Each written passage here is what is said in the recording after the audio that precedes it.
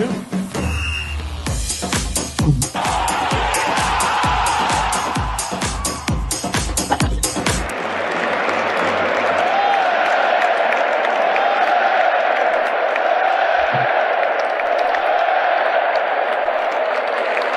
Olha aí a despedida do Ancelotti. Estamos começando mais um Jogo Limpo TV, mais um episódio. E no episódio de hoje, a gente vai dar destaque especial para SAFs. Como é que estão as SAFs? E o Carlo Ancelotti, que já está no Brasil, já convocou a seleção. E vamos falar de Brasileirão, Copa Libertadores. Deixa eu botar a turma na conversa.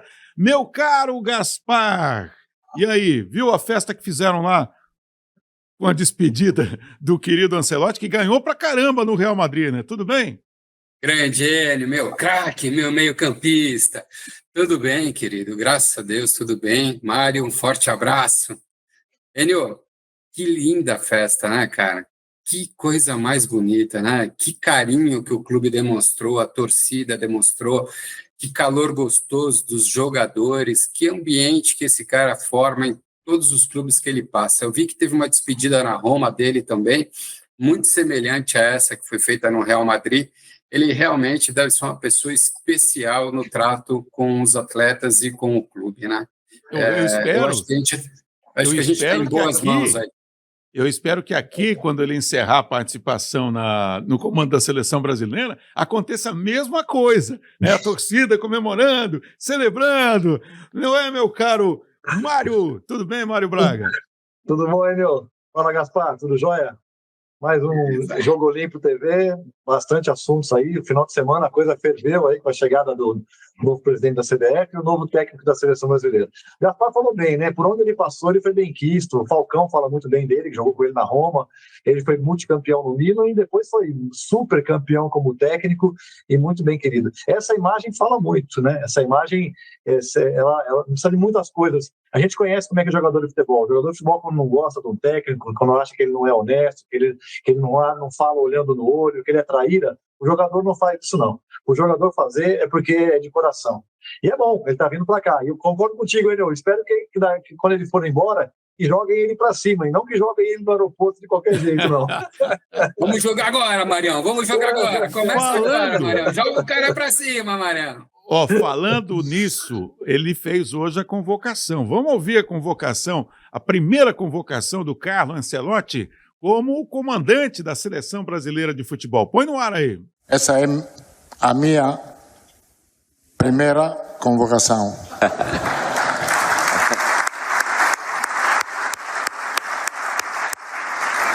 Me ha ayudado Branco para decir esto, ¿verdad?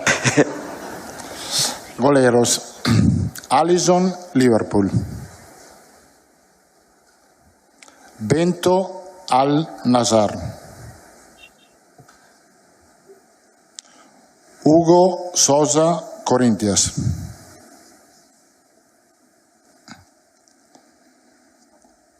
Alexandro, Flamengo.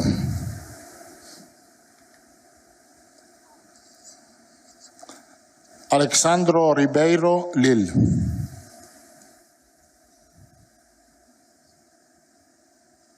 Beraldo, PSG.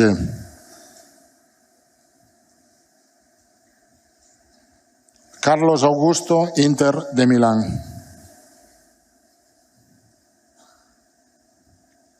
Danilo, Flamengo. Leo Ortiz, Flamengo.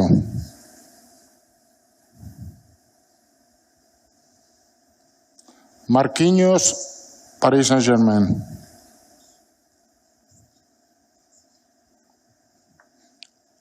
Wanderson, Mónaco.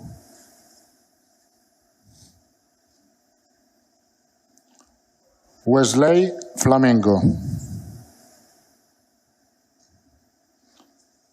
Meio campista. Andreas Pereira, Fulham.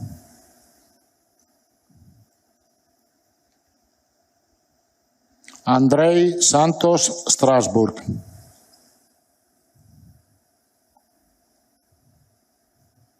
Bruno Guimaraes, Newcastle.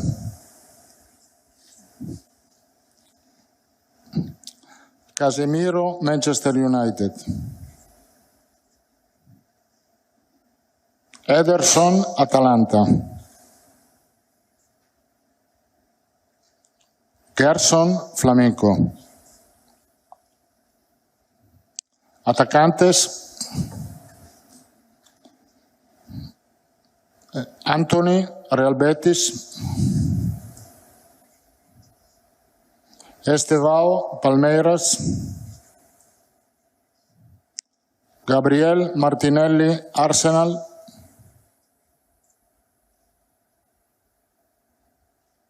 Mateus Cunha, Wolverhampton.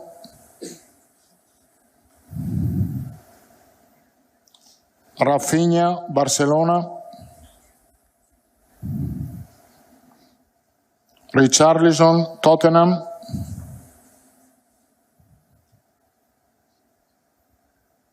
Vinícius Júnior, Real Madrid. Ok. Olha, e aí? Alguma surpresa, meu caro Gaspar? Várias, Enio, várias. Desejo muita sorte ao Ancelotti. Ele acabou de chegar. Eu acho que teve uma grande participação. De novo, eu acho e suponho que tenha tido uma grande participação da diretoria da CBF nessa escalação, porque eu não acredito que ele escalaria aí 40% desses atletas que foram mencionados por ele. Eu acho que ele tem um outro time na cabeça. Eu acho que como ele vinha negociando já o cargo dele na seleção brasileira, ele vinha já monitorando os jogadores brasileiros, não tem a menor dúvida, até pela qualidade que ele tem. Mas eu acho que 40% desses jogadores não devem dar sequência com ele, a não ser que eles desempenhem acima da média durante esses jogos que a gente tem agora sob o comando dele. Ô, meu caro Marião, a gente não pode imaginar que ele há muito tempo tenha decidido vir para cá. A gente não sabe em que estágio estava a negociação, e de repente ele vinha acompanhando esses caras, e com base no time que ele imagina que ele quer que jogue com a camisa do Brasil, ele já foi, esse cara ali do Fulham, o Andreas Pereira, serve. O Casemiro, o Casemiro ainda dá, quero ele. Como é que você avalia isso aí? Primeira coisa, eu queria lembrar uma coisa, que nós estamos diante de um momento histórico. A Confederação Brasileira de Futebol, antiga CBD, atual CBF, pela primeira vez, uma escalação de um técnico não brasileiro. Isso é uma coisa que daqui a 50 anos nós vamos lembrar. Um momento histórico que nós estamos passando nesse momento. E eu concordo com o que o Gaspar falou, ele não tem condição de saber todos esses jogadores de cor, né? Por mais que ele enfrente jogando nos campeonatos europeus lá, houve uma participação do Rodrigo Caetano e da comissão permanente que a CBF mantém, que o ajudou muito. Agora, eu concordo contigo, Enio, a partir do momento que começou a sondagem e ele começou a perceber que talvez ele saísse do Real Madrid, ficou aquela história de sai do Real Madrid para ir para o mundo árabe ou não, ele já devia vir acompanhando esses jogadores jogando contra o Real Madrid. Mas a partir do momento que a coisa começou a esquentar, eu acho que ele abriu um olho maior, assim, poxa, hoje não é jogo do Real Madrid, mas está tendo um jogo do Tottenham, né? Deixa eu dar uma olhadinha como é que está o Richarlison lá no Tottenham. Eu acho que ele começou a prestar um pouco mais de atenção, vislumbrando esse momento, né? Que agora realmente ele vai começar a conhecer esses jogadores. Mas concordo com o Gaspar também quando ele disse que talvez 40% desses jogadores não cheguem até a Copa do Mundo, muita coisa vai acontecer. E você perguntou se havia surpresa. Existe uma surpresa que a gente não sabe se é por problema físico, mas eu acho que a grande surpresa é a ausência do Neymar nessa lista, né? Porque a gente não sabe se até o jogo contra o Equador e contra o Paraguai se o Neymar teria condições físicas de jogar, mas realmente é uma grande surpresa o Neymar não está na primeira convocação de um técnico estrangeiro na seleção brasileira. O Neymar esperava ser chamado, ou será que ele conversou com o Ancelotti? Pode ser, porque eu acho que seria muita coragem também do Ancelotti fazer essa não convocação. Pode ser que eles tenham conversado e ele tenha falado, olha, eu não estou no meu momento melhor fisicamente, então não vamos queimar agora e nos próximos 2 jogos eu vou ter mais tempo para me recuperar e aí eu volto. Pode ser que sim, eu acho que ele de repente tem essa abertura para conversar com o Neymar. E se eles fizeram isso, tem que bater palma para eles, foi muito inteligente da parte dos dois, se eles bateram esse papo prévio antes da convocação. Muito bem, olha, nós estamos aqui com mais um episódio do Jogo Limpo TV, no oferecimento sempre da Sálvia. Sálvia Saúde Corporativa, plano de saúde de telemedicina. Quer o telefone? Vou te passar aí. Ó, tem até o copinho. Sálvia, 011 93379 9534. Entre em contato, peça a visita de um consultor, você não vai se arrepender. Salve a Saúde Corporativa, planos de telemedicina. Também está conosco a Demanda Leads, mídia digital, 011 99 196 8339. Nosso assunto principal de hoje, passada essa convocação histórica do Ancelotti, o novo técnico da seleção brasileira, são as SAFs. Eu quero aqui pedir para o Cleidinho rodar umas imagens do Botafogo Futebol e Regatas, que é o atual campeão da Copa Libertadores da América e também campeão brasileiro. Entre essas tantas equipes que se definem como SAFs, talvez o Botafogo seja o único time que tenha conseguido apresentar resultados para a sua torcida, né? Ganhou 2 competições. Dessa forma, eu quero perguntar, meu caro, olha só, essa aí é a final da Copa Libertadores, no Monumental de Nunes, Botafogo enfrentou o Galo, Atlético Mineiro, uma grande presença, uma maciça presença do Botafogo, da torcida do Botafogo, foi uma festa fantástica que emocionou muita gente. O Botafogo é um time histórico do Brasil, né? E a gente fica feliz quando esses times históricos voltam a figurar na prateleira de cima do futebol brasileiro e continental. Meu caro Gaspar, a gente pode afirmar que talvez o Botafogo tenha sido o único time desses que tem uma SAF, no caso do Botafogo, John Textor, que efetivamente deixou a torcida feliz. O Cruzeiro agora começa a dar uma melhorada, mas muito tímido ainda, mas o Botafogo conseguiu botar as cartas na mesa. Somos campeões da Libertadores e Brasileirão. Isso pode motivar os outros clubes a pensarem em SAF também? Eu acredito que sim, Enio. O Botafogo bateu na porta, né, no ano retrasado, e o ano passado conseguiu levantar 2 títulos, né? A SAF, na minha modesta forma de ver, eu acho que é um ponto que não tem retorno, né? É essencial, principalmente para os grandes clubes, onde tem demanda, onde tem volume e aonde eles... Porque não pode esquecer, é negócio, né? Então, eles podem prosperar através dos negócios. E aí cabe à CBF encontrar alternativas para que não deixem um gap muito grande entre os clubes menores, né, que não são tão atrativos para uma SAF. Mas os principais clubes do mercado brasileiro, eu acredito que deveriam começar a pensar nessa mudança de processo para a SAF. Ela precisa trazer uma regulamentação melhor, uma gestão melhor, um cuidado financeiro, de responsabilidade maior, que isso está faltando muito no nosso futebol.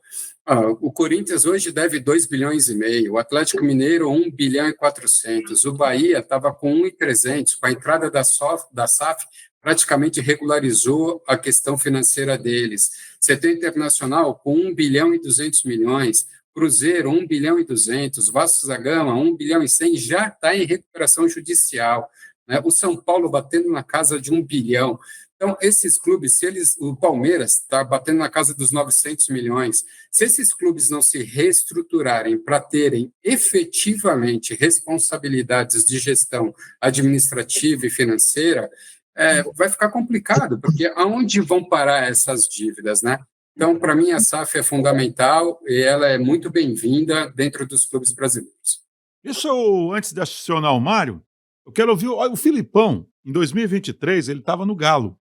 Ele deu uma entrevista para a CNN e a gente pegou um trechinho só da entrevista do Luiz Felipe Scolari falando sobre SAF. Põe no ar aí. Quando as SAFs realmente mostrarem algum potencial, alguma situação correta, e aí começarem a ser vistas como, olha, não é apenas para tapar buraco aqui e ali, quando as SAFs fizerem isso, e temos um exemplo aqui no Galo, que estamos direcionando corretamente, acho que o futebol brasileiro receberá uma injeção financeira muito maior do que se imagina.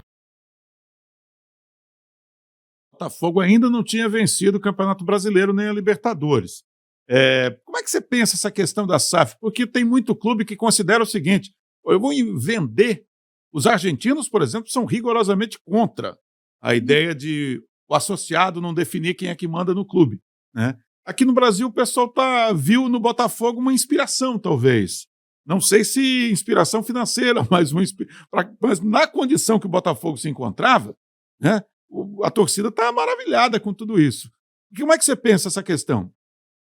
Eu queria ser tão otimista como o Gaspar está sendo, sinceramente. Eu ainda tenho um pouco de pé atrás. A gente não tem uma noção ainda, o assunto é muito recente para a gente poder ter uma definição exatamente do que vai acontecer. Eu ainda estou um pouco ressabiado. Eu acho que cada caso é um caso. Eu acho que no caso do Botafogo tem dois aspectos. Primeiro, o Botafogo realmente vinha já há muitos anos numa baixa tremenda, toda hora caindo para a segunda divisão. O Botafogo é um time que não tem um patrimônio, né, grande, enfim. Então, eu acho que ali funcionou. E o segundo aspecto é que o caso do Botafogo, eu não sei se a gente pode considerar como SAF, né, porque o que o John Textor fez foi no final no meio do ano passado, na janela, ele derramou um caminhão de dinheiro, comprou 5, 6 jogadores de ponta, foi campeão no final do ano brasileiro e da Libertadores da América, foi isso que fez com que a torcida ficasse feliz, tem que ficar mesmo, tem que comemorar mesmo. Mas acabando tudo isso, ele vendeu todo mundo, mandou cada um para um canto. O Botafogo começou esse ano de uma forma lamentável, até no Campeonato do Carioca, o Botafogo não conseguiu se classificar para as finais, estava todo mundo desesperado com o que ia acontecer com o Botafogo, e agora ele começou a colocar dinheiro de novo para montar um novo time. Só que a gente sabe que time de futebol não é receita de bolo, né? Que você coloca o dinheiro, compra os jogadores, e ali em questão de minutos, aquele time já sai ganhando de todo mundo. Isso demanda um tempo. Deu certo o ano passado. Mas a previsão normal é que isso leve 6 meses a 1 ano para que você monte um grupo e esse grupo comece a ganhar. O ano passado deu certo, ele está tentando fazer a mesma coisa esse ano. Não sei se dará certo. Mas eu não sei se pode considerar isso uma SAF, né? Porque ele coloca o time, enfim, ganha, ele vem todo mundo. Aí daqui a pouco ele coloca de novo. Eu vejo a SAF, como o Gaspar bem colocou, uma coisa mais programada, uma coisa mais organizada. O John Textor está um pouco fora desse contexto. Mas a gente não há como negar que o Botafogo foi campeão e a gente tem que dizer que no caso do Botafogo deu certo. Mas eu ainda tenho muito pé atrás com relação a isso. O Mário e Gaspar, na verdade, eu tenho uma outra preocupação. A minha preocupação é a seguinte, por exemplo, o John Textor, além do Botafogo, ele tem um time na França e tem um time na Inglaterra. O City tem negócios no Bahia, tem negócios no Uruguai. E tanto é que o Botafogo fez essa transação, né? Jogadores que, eu vou levar você para a França, mas eu quero que você dispute a Libertadores primeiro. Falou para o argentino Almada. Lembra disso? Sim. Isso me parece uma coisa preocupante. Quando você começa a ter interesses num continente e no outro, eu não sei como é que você vai lidar com isso. Inclusive o Flamengo cogitou comprar um clube, não sei se avançou essa ideia, me parece em Portugal, né? Porque ele queria justamente fazer negócios na Europa. Vocês não se preocupam com isso, Gaspar? Enio, isso está sendo comum no mercado mundial. São os clubes se tornando internacionais através de empresas. Então, as empresas são multiesportivas, né? Elas passam a adquirir atletas em vários lugares do mundo, ou clubes em vários lugares do mundo. Isso tem facilitado para ela a movimentação entre os atletas, um custo menor e uma rentabilidade maior, transferência de conhecimento daquilo que dá certo na parte de gestão, na parte de treinamento, na parte de aproveitamento da base, porque quando eles assumem o clube, eles assumem a base, muito provavelmente eles estão também olhando para esses jogadores que estão chegando, né? Então, eu acho que o clube, quando ele se torna multiesportivo, ele é uma empresa internacional, e aí é normal ele fazer esse movimento de atletas entre os clubes. O que eu acho é que, se ele tiver uma boa gestão financeira, se ele tiver uma boa gestão administrativa, todos os clubes vão ganhar, porque você daqui a pouco vai ter jogador da Inglaterra jogando aqui, você vai ter jogador brasileiro jogando na Espanha, você vai ter jogador da Espanha jogando na Inglaterra, eles vão fazer o intercâmbio dos atletas também. Então, eles vão entender, através da inteligência artificial, qual é o potencial de cada jogador e qual é a necessidade de cada clube. E vão começar a fazer o remanejamento desses atletas baseado nessa inteligência. Eu acho que mais 4, 5 anos a gente está caminhando para isso. Parece meio meio louco o que eu estou falando, né? Mas eu acho que vai ser uma tendência muito forte do esporte. A única coisa que tem me preocupado é que a gestão financeira, que é tão importante para os clubes, ela não está sendo feita de forma adequada, mesmo com a SAF. E aí eu queria entender qual vai ser o papel dos organismos federais do país que cuidam dessa legalização de documentação daquilo que é custo financeiro tributário, porque os clubes continuam com endividamento muito alto, exceto o Bahia aí, que a gente viu que praticamente regularizou as despesas dele. O resto Tem outro problema, tem outro probleminha. Quer ver? O Mano Menezes vai falar para a gente o que ele pensa de SAF. Põe no ar aí, Cleidinho. Eu achei esse negócio da SAF, uma parte dessa questão da SAF, uma grande vigarice. Porque se existe uma coisa sagrada no Brasil, são os direitos trabalhistas. Então, na medida em que você permite que se faça uma SAF e que você pode direcionar e parcelar dívidas de contratação, dívida disso, daquilo, as dívidas trabalhistas você tem que cumprir, né? Sim. Porque no país isso sempre foi sagrado. E aí, Marião? E essa afirmação do Mano Menezes e essa questão, por exemplo, eu até quero que você avalie isso também. Red Bull Bragantino, tá lá na Áustria, né? Como é que é essa coisa, né? Você leu meu pensamento, rapaz. Eu ia falar exatamente, eu ia dar o exemplo do Red Bull Bragantino. Eu acho muito temerário quando uma empresa é dona de vários clubes. Digamos que o Bragantino seja campeão da Libertadores e o Salzburgo seja campeão da Champions. E aí os dois chegam na final do Mundial. E aí? Será que nós vamos ter aquilo que acontecia na Ferrari, que o Rubinho e o Massa tinham que deixar o Schumacher passar? Você percebe? Eu fico com uma preocupação muito grande com a competitividade. Dinheiro é muito importante. Sem dinheiro não se faz esporte, não se faz futebol. Mas a competitividade tem que estar na frente. Era muito triste para a gente, muito constrangedor, muito desanimador quando a gente acordava dos domingos de manhã e o Rubinho e o Massa tinham que deixar o Schumacher passar porque vinha uma ordem lá de cima e tal. E eu tenho um pouco de preocupação que isso aconteça. Nós já tivemos isso no futebol brasileiro, não de uma forma escancarada, como a Ferrari fez, mas a Parmalat, quando ela atuava pelo Palmeiras e pelo Juventude, toda vez que tinha Palmeiras e Juventude, se havia alguma ordem ou não, surgia a pulga atrás da orelha. Oh, será que o Juventude tirou o pé?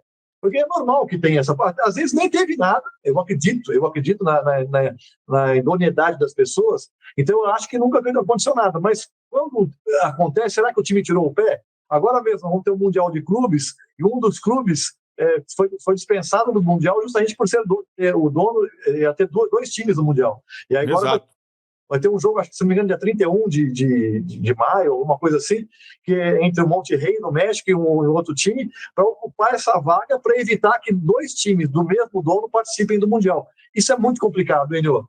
A minha cabeça ainda não... não tá, é muita tecnologia. E a afirmação do Mano Menezes? Questão de grana. Quem é que assume a dívida? Quem paga? Esses caras vão honrar tudo? Então, eu acho que cada caso é um caso. Eu acho que a gente não pode generalizar, até porque os clubes são diferentes, têm dívidas diferentes, têm localizações diferentes, uns têm patrimônio, outros não têm patrimônio. Por isso que eu digo, ainda não está muito claro como é que funciona isso. Eu prefiro esperar um pouco, uns 2, 3 anos, para olhar para trás e falar, esse aqui deu certo, aquele ali não deu certo.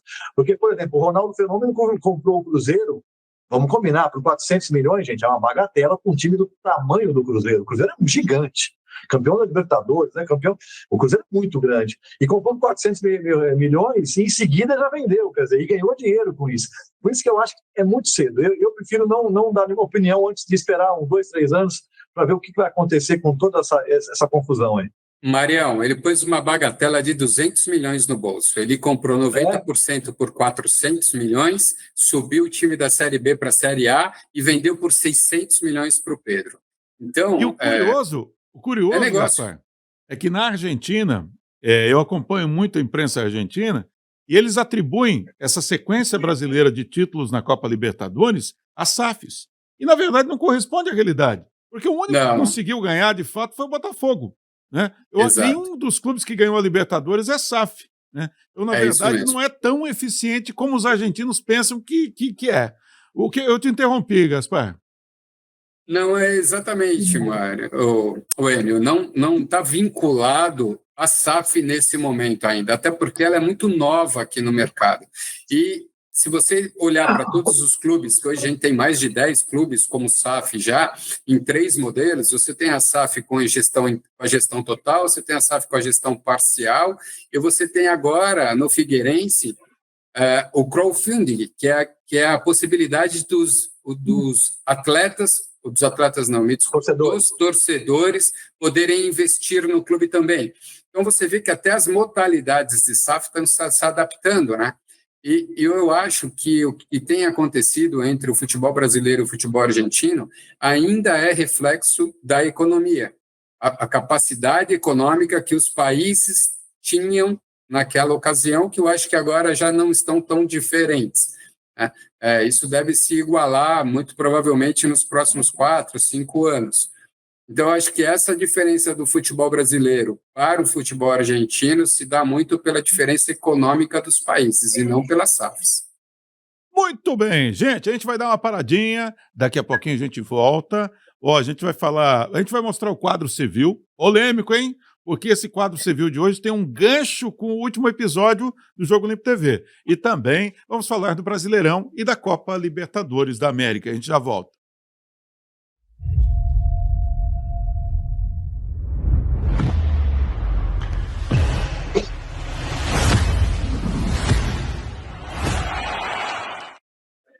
Gente, seguinte, a gente vai mostrar, a caneca chegou em Guaratuba, de onde é o ganhador da caneca do Jogo Limpo TV. A gente tem imagem, olha aí, Cauê Nascimento, Guaratuba, faturou a caneca do Jogo Limpo TV e mostrou pra gente, mandou pra gente, muito obrigado, Cauê. Tem outra caneca e tem uma camisa do Jogo Limpo TV disponível para você, tá bom? Quero que você participe. Como é que você participa? Se inscreva nos canais Jogo Limpo TV, seja no YouTube, no TikTok, no Instagram, onde você achar melhor. Achou Jogo Limpo TV, vai lá, siga a gente, faça a sua inscrição, avise os amigos, mande para frente, porque você concorre a uma caneca e uma camisa Jogo Limpo TV. Outra coisa, quero falar dos nossos queridos apoiadores, afinal de contas, por isso que nós estamos aqui. A Salve a Saúde Corporativa, planos de telemedicina. Olha que maravilha, gente. Você consulta o seu médico no conforto da sua casa, do local onde você está. 011-93-379-9534. E quem está conosco também é o Demanda Leads Mídia Digital 011-99196-8339. Nosso assunto agora é futebol, rodada, atualidade, Campeonato Brasileiro e também Copa Libertadores da América. E antes de eu chamar o Marião e o Gaspar, eu quero chamar o quadro Civil, porque o Rogério Ceni ficou muito, mas muito irritado depois do jogo Bahia e Grêmio lá em Porto Alegre. Reclamou da arbitragem. Põe no ar aí.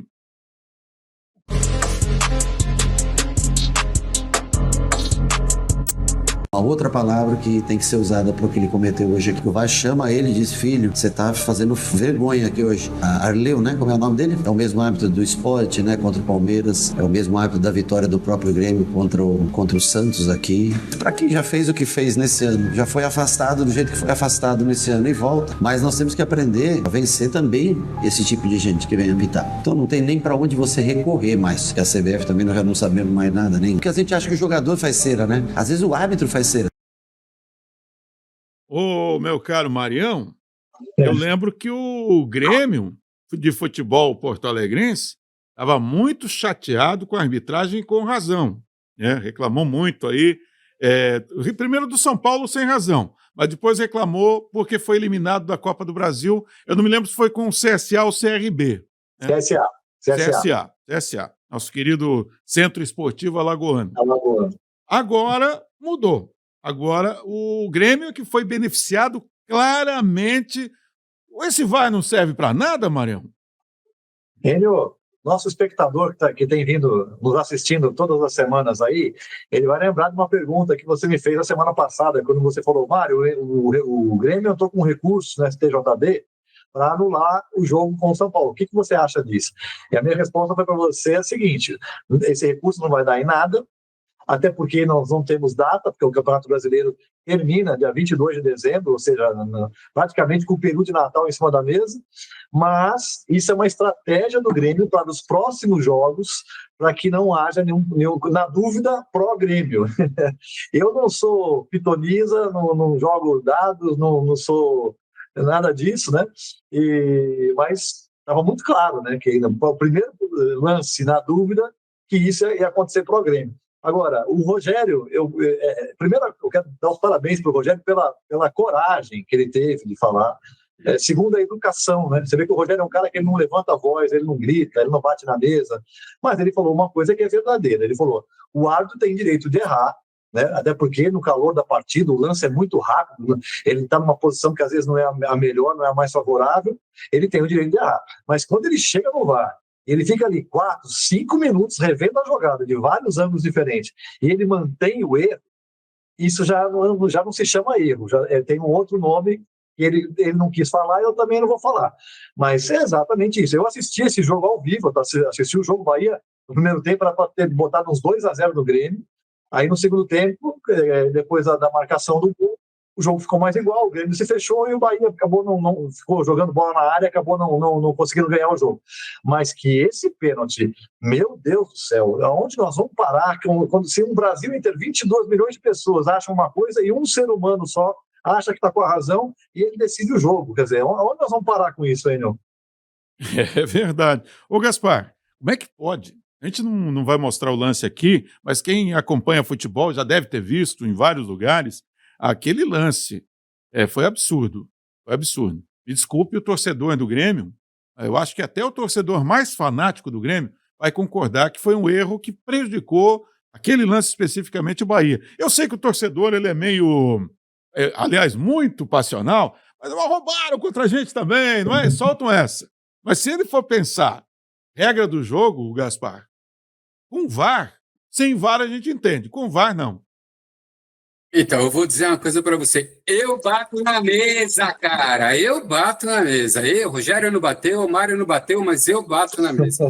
Cara, é muito difícil o que acontece. O Mário cantou a pedra no podcast passado. Se o pessoal assistiu o podcast passado, eles vão perceber que essa pedra foi cantada. Então, eu bato na mesa, rapaz. Eu não quebra tudo aí, pô.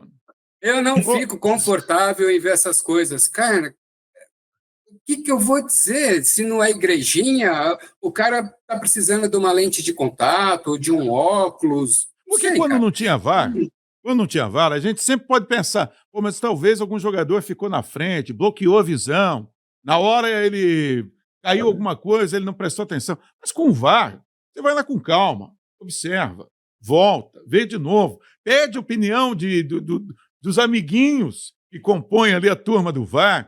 Então, realmente é uma coisa absolutamente impressionante. E com detalhe, se você me permitir, Enel, com detalhe, o Rogério bem lembrou que é o mesmo árbitro do Sport e Palmeiras que deu aquele pênalti para o Palmeiras, que o Brasil inteiro também achou que não foi pênalti. Achou não que foi tinha pênalti. Tomado gancho. Exatamente. Geladeira. Onde nós vamos parar? Se ele ganhou, o prêmio que ele ganhou do gancho foi apitar Grêmio e Bahia no domingo de manhã. Não dá para entender. Craques, eu não tenho nenhum problema em ver que uma pessoa tem o equívoco da marcação ou não. O que me assusta é quando ele luta contra a imagem. É isso que me deixa preocupado, perplexo, e eu não consigo entender. Porque a imagem, ela demonstra o que ocorreu, é muito claro. Quando você tem uma dúvida, que o lance realmente você assiste 2, 3, 4 vezes e fala, pô, cara, aqui eu tenho dúvida, não dá para afirmar e eu tenho que confiar na decisão dele. Mas tem lances que, pô, não dá, não passa, né? É muito lamentável isso, né? O futebol não merece esse tipo de coisa, né? O torcedor não merece, os clubes envolvidos não merecem isso, entendeu? Eu acho que precisa melhorar muito essa parte, né? A gente vai falar agora do Campeonato Brasileiro, mas antes de a gente começar a falar da rodada passada, eu queria chamar a atenção para uma declaração do novo presidente da Confederação Brasileira de Futebol, Samir Chaud, que prometeu reduzir os campeonatos estaduais para 11 datas. Hoje, meu caro Marião, o Paulistão tem quantas datas? São 12 rodadas, né? Você joga 2 rodadas na primeira fase, Semifinais, aí depois em 2 jogos? Quarta de final, semifinal e 2 finais. Então são 16 datas. 16 datas. Como é que vai ficar o Paulistão se confirmar isso com 11 datas? O regulamento vai ter que mudar bastante. Terá que mudar. E outra, eu não sei se ele vai conseguir isso com facilidade, porque Vai ter pressão. porque ele teve 25 votos de 25 federações. Então, para a federação votar, ela deve ter pedido uma garantia para não se mexer no campeonato estadual, porque a oportunidade que essas federações têm é durante o campeonato estadual, que são aqueles meses ali, do começo de janeiro até final de março, começo de abril. Porque depois, quando começa Brasileirão, Copa do Brasil, aí ninguém mais... Desaparece. Então, eu acho difícil ele cumprir isso. Vamos ver se ele vai cumprir e vamos ver como é que as federações vão fazer para achatar mais ainda esse calendário. Agora, Gaspar, é inegável e os clubes brasileiros jogam demais. O calendário é absurdo. Do ponto de vista esportivo, é muito legal. Agora, eu te pergunto o seguinte, aquele time do interior do Rio Grande do Sul, né? Aquele time do interior de Minas, os times de São Paulo, porque o Paulistão é muito forte, né? O Paulistão é um campeonato legal, vamos falar a verdade.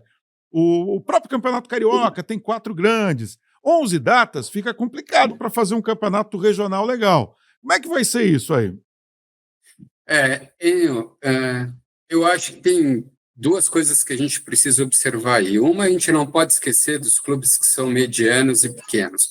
E outra, a gente não sabe o que está sendo prometido pela CBF para esses presidentes de federações. A gente não sabe o quanto ele pode investir na federação para que a federação tenha fôlego suficiente para tocar o resto do ano sem depender só dos campeonatos. E eu acredito que talvez ele faça o início do campeonato com esses clubes menores, onde ele vai fazer um mata-mata desses clubes para que eles entrem dentro da competição, tenham capacidade de apresentar o trabalho que está sendo feito e buscar condições financeiras para se manterem no resto do ano. Talvez crie competições menores para que esses clubes possam participar, e aí, numa determinada altura do campeonato, vão entrar os grandes para cruzar no mata-mata e fazer as finais. Mesmo assim, eu acho que vai ser muito pouco tempo para esses clubes, né? Esses clubes menores precisam ter competições entre eles e também regionais para que eles possam se desenvolver, apresentar novos atletas para o mercado, ter condições financeiras para isso. E também não pode ser um time de São Paulo jogando no Nordeste, porque o custo disso é muito alto. Então, eles vão ter que estudar alguma coisa mais regional, né, para fazer competições mais regionais e aí dar oportunidade para esses clubes se manterem com atividade. Porque senão, você imagina, os caras vão ficar aí praticamente 12 meses, 11 sem atividades, né? 10, começa 30 dias antes, porque não tem capital para começar muito antes, 30 dias de treino, 30 dias de competição e acabou o ano para eles, né? Então, Mário, precisa ter um estímulo para isso. Mas tem um outro ponto que a gente não mencionou aqui. Quando eu sou televisão, eu compro o Campeonato Paulista, eu compro o Campeonato Mineiro, eu compro o Campeonato Baiano, o Pernambucano, e me dizem que tem 16 datas, 17 datas, e de uma hora para outra ele tem 11, eu tenho que negociar com o patrocinador, porque eu não vou transmitir aqueles jogos todos. Então já vai diminuir. Então o próprio presidente de federação começa a pensar assim, se eu diminuo o patrocinador, diminui o interesse dos clubes grandes pelo meu estadual. Se diminui o interesse do clube grande pelo estadual, eu fico diminuído. É ruim para o negócio. Será que não vai ser complicado para diminuir para 11 datas? Eu acho muito complicado e a tendência é alguns clubes pequenos fecharem as portas. Porque você pega um clube pequeno, vamos pegar o Campeonato Paulista, que é o campeonato mais forte do país. Você pega um Campeonato Paulista, você pega um clube pequeno, e nós estamos falando de 11 datas, contando com as 2 finais, semifinal, tudo isso. Ou seja, de jogo mesmo, de todo mundo, você vai ter 7, 8, não sei. Você imagina você abrir as portas para você jogar 8 partidas, você não se classificou para nada e você não joga mais o resto do ano e só volta no ano que vem. Como é que você mantém um clube aberto? Então, assim, é um problema sério. O Brasil é um país continente, o Brasil é um país que tem campeonato regional, nenhum lugar no mundo tem campeonato regional, só o Brasil tem, e o nosso cobertor é curto, no sentido de datas, para você ajudar dos 2 lados. Se você deixa o campeonato regional muito longo, você acaba com os nossos atletas e o excesso de jogos, os jogadores começam a ter lesão, o campeonato fica com a parte técnica comprometida. Se você diminui o estadual para você melhorar o Brasileirão e as outras competições, você está pedindo para que os times pequenos fechem as portas, ou seja, é muito complicado. Eu não vejo uma solução fácil de se resolver esse problema, não. E a grande atração do clube do interior é justamente quando vem o grande da capital. Sim. Né? Então, se você tem 11 datas, os times da capital, eles vão jogar em casa também. Então, você vai... O Corinthians vai jogar, sei lá, 4 partidas no interior, se muito, 3, 2. Se entrar na fase final, talvez só enfrente um do interior. Né? De repente, eles pensam em alguma coisa assim, ó, os grandes entram a partir sei lá, das quartas, alguma coisa assim, né? Vai ser complicado. Mas vamos aguardar. Gente, agora eu quero falar de Campeonato Brasileiro. Eu até quero pedir para o Cleidinho botar na tela aí a tabela do Brasileiro. Nós tivemos mais uma rodada, nem todos os jogos, por exemplo, o Botafogo não jogou, né? E nem com a vitória do Flamengo diante do Palmeiras... Olha só. Desculpa aí, não. O Botafogo não jogou e não jogará. Essa partida foi adiada. Foi adiada, exatamente. Por conta até o próprio Botafogo que pediu, né? Porque por conta da Libertadores. Mas vamos voltar para a tabela aí.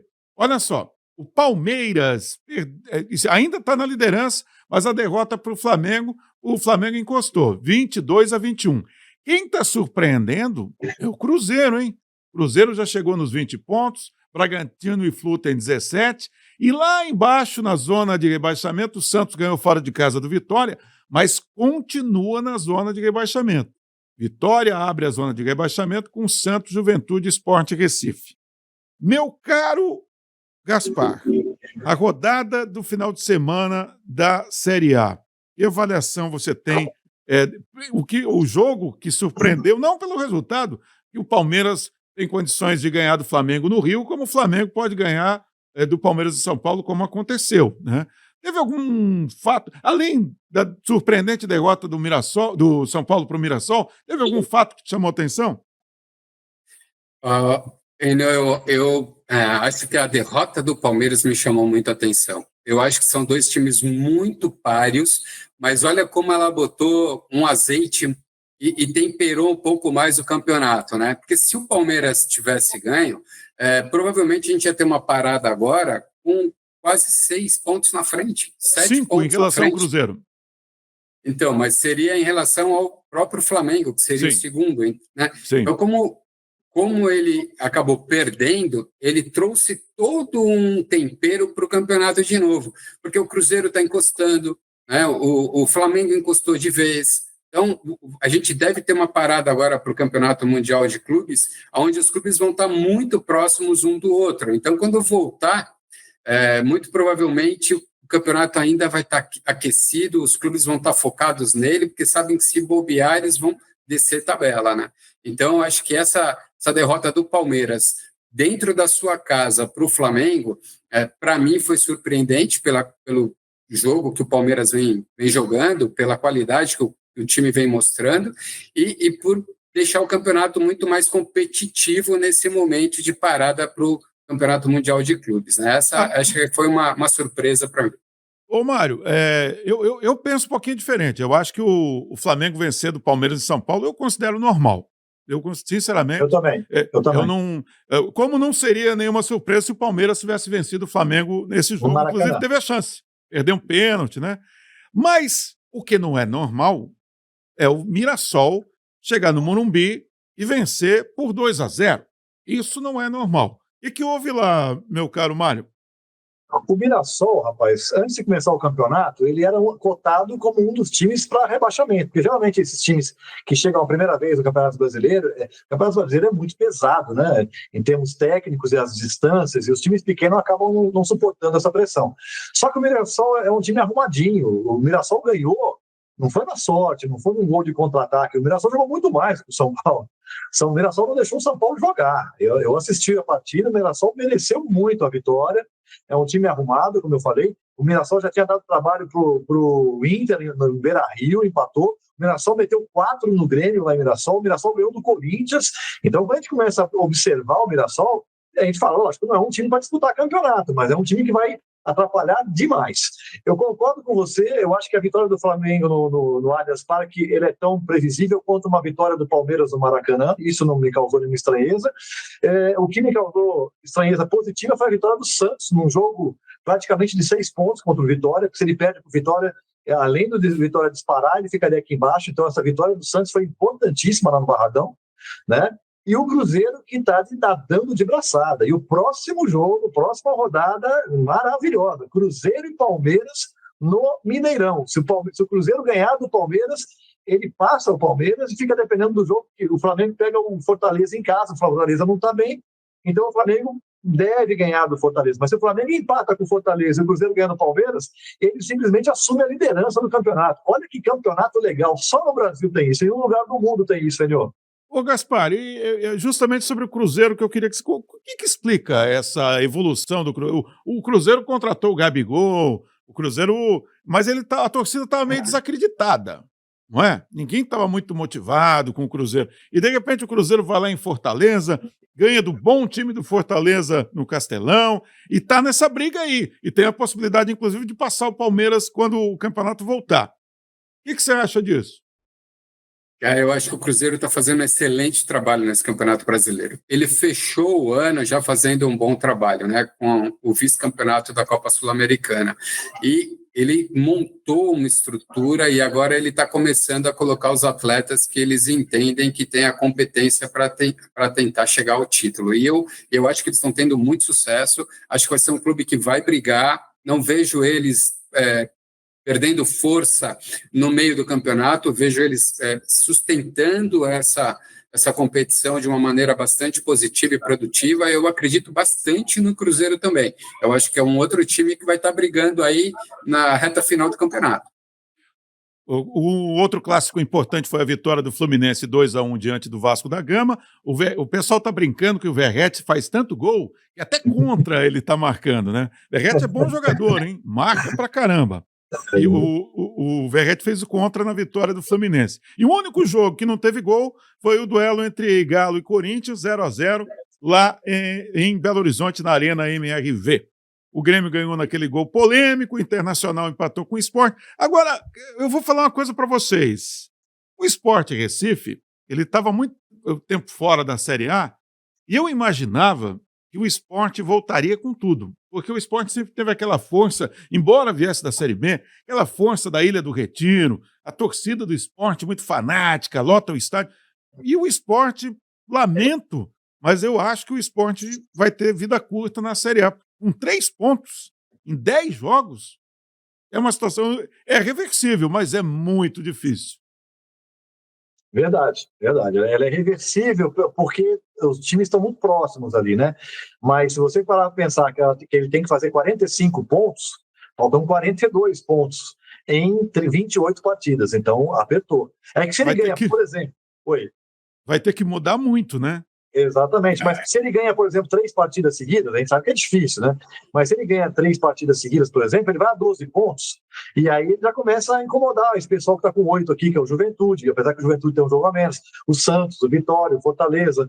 Às vezes, 3 vitórias seguidas muda tudo. É que quando o time está na zona de rebaixamento, é difícil você ter 3 vitórias seguidas, né? Mas vamos lembrar que o Fortaleza virou o ano passado em último lugar na tabela e terminou classificado para a Libertadores da América. Então, bem lembrado. Bem lembrado. É importante lembrar. Agora, dá tempo para a gente falar de Libertadores. Temos mais uns 10 minutos. Bota a tabela da Libertadores no ar aí para mim. Eu não sei se nós temos os jogos, a classificação. Pode botar no ar aí para mim, por favor, Cleidinho? Tem os grupos. Vamos analisar os grupos aí. Vamos começar pelo grupo A, o grupo do Botafogo, Marião. Universidade de Chile, 10. Estudiantes, 9. Botafogo, 9. Carabobo, 1. Botafogo joga em casa com a Universidade. Dá para o Botafogo? Jogaço. Por isso que o Botafogo pediu para suspender o jogo dele no Brasileiro, justamente por causa desse jogo. Porque ele vai dar a vida. Se ele ganhar da Universidade do Chile, ele está classificado para a próxima fase, para as oitavas de final da Libertadores. Jogaço. Ô, Gaspar, grupo C. O Central Córdoba tem 11 pontos, Flamengo 8, LDU 8, Táchira tem 0. O Flamengo enfrenta justamente o Táchira, que tem 0. Para carimbar o passaporte para a próxima fase, teoricamente está fácil. É só manter o Táchira com 0. Vai dar para o Mengão? Sim, não tenho dúvida, não. O Flamengo está na segunda fase, é um baita time, muito bem treinado, tem peso de camisa. Segunda fase, com certeza, pode bater o carimbo aí. Grupo D, São Paulo joga com o Talheres só para confirmar o primeiro lugar. Não tem risco aí não, né, Mário?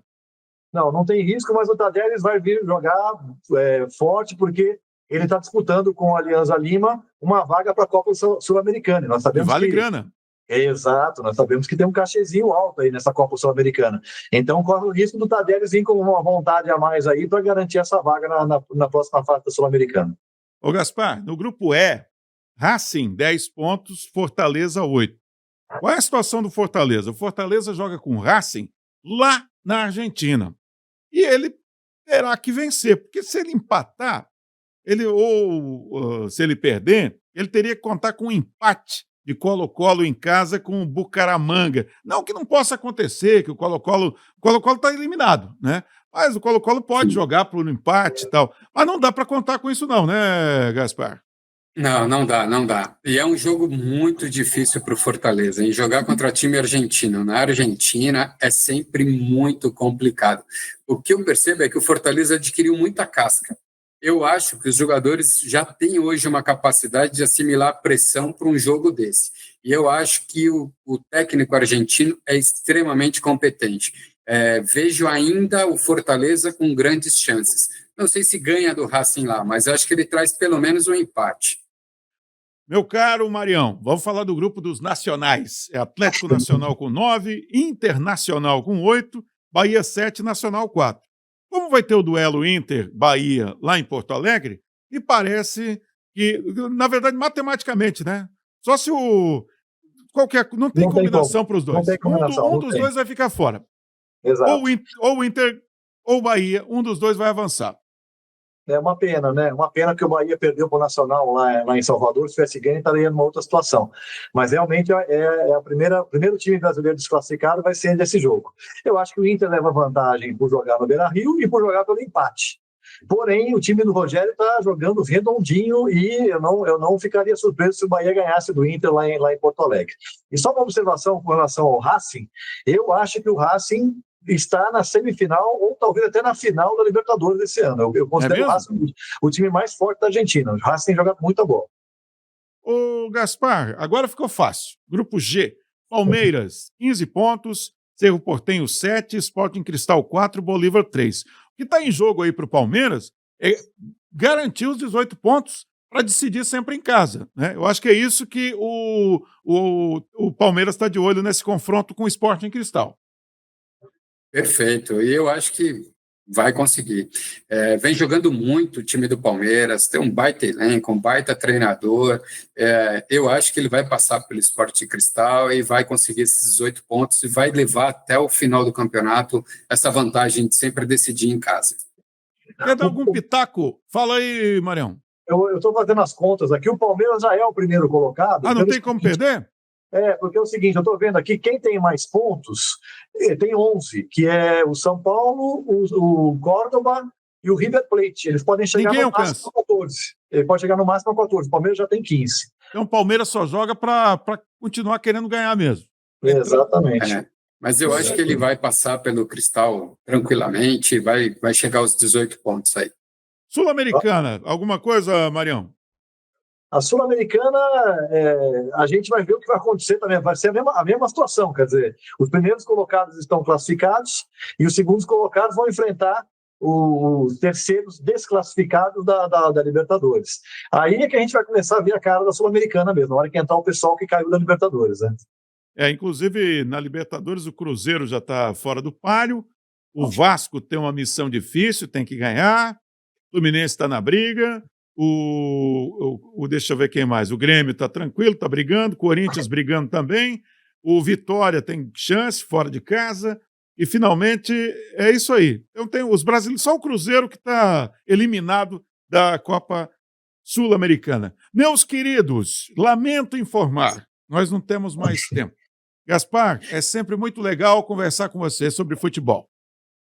É sempre um prazer estar aqui, é sempre muito bom trabalhar com vocês, dois craques, dois amigos queridos. Eu queria deixar aqui 3 recados, por favor, se vocês me permitem. Mas, claro.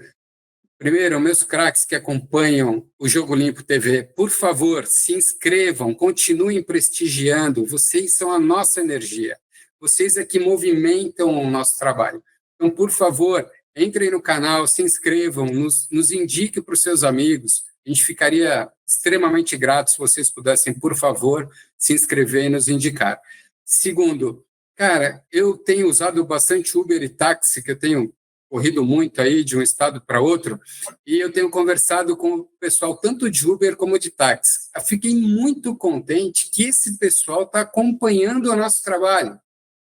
Aqui em São Paulo, o Renildo, cara, eu peguei o táxi, ele falou assim, pô, eu te conheço. Eu falei, não, cara, é a primeira vez que eu estou andando contigo, que eu me lembre, né? Não, você tem um podcast, né? Pô, que legal, eu ouvi o seu podcast, achei show de bola. Então, quero agradecer muito todos os taxistas e Ubers que estão acompanhando a gente. Muito obrigado pela audiência de vocês e pela confiança do nosso trabalho. E eu peguei uma senhora chamada Larissa. Ela, fantástica, cara. Peguei aí em Santa Catarina, ela me levou para o aeroporto e a gente foi batendo um papo e ela falou o seguinte, que ela joga futebol feminino e que em Santa Catarina falta uma liga para fazer isso acontecer de maneira muito mais sadia, né? Só para você ter uma ideia, sem nenhum incentivo, eles fizeram um torneio feminino recentemente, tiveram 17 equipes inscritas. A força do futebol feminino está chegando, galera. E eu vou empurrar para frente o máximo que eu puder, porque eu acho show de bola essas meninas jogando. E, Larissa, parabéns pela sua força, parabéns por você acreditar, e a gente vai estar aqui ajudando e contribuindo com tudo que puder, tá? E muito obrigado pela audiência de vocês. Valeu, Gaspar. Marião, hasta la vista. Hasta la vista. Até o próximo episódio. Foi um prazer sempre estar com vocês aqui, discutindo um pouco do futebol brasileiro e mundial. Forte abraço a todos. Galera, um beijo a todos. Enio, Mário, valeu! É isso aí, minha gente. Terminou o Jogo Limpo TV de hoje. Assista, mande pra frente, compartilhe. Semana que vem tem mais. Tchau!